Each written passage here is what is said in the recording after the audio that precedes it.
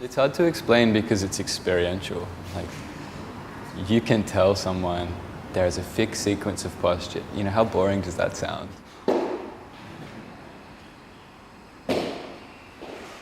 There's no music in here. The thought of doing the same thing every day, it's like, well, you know, what have I got to chew on? It's not interesting. But they're missing because they haven't experienced it potentially in other environments, that when you're still, when you're repeating something, you start to see what isn't physical. You start to see the non-physical part of yourself pretty clearly.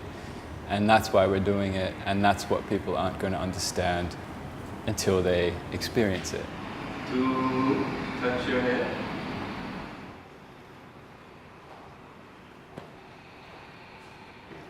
As soon as I walked into the Mysore room for the first time, it was unlike any feeling I'd ever had. Felt this intensity, but this softness. I recognized discipline in the students and in the teacher. The way that they were holding themselves left such an imprint on me.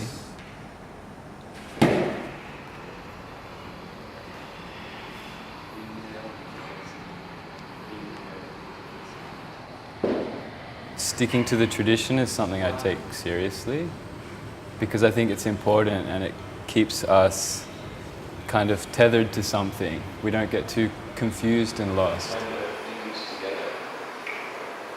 For me at least, once I had found something that felt like the appropriate therapy for me and kind of also devotional space to explore myself, I felt way less complicated as a human. And it takes maturity and discipline and conviction.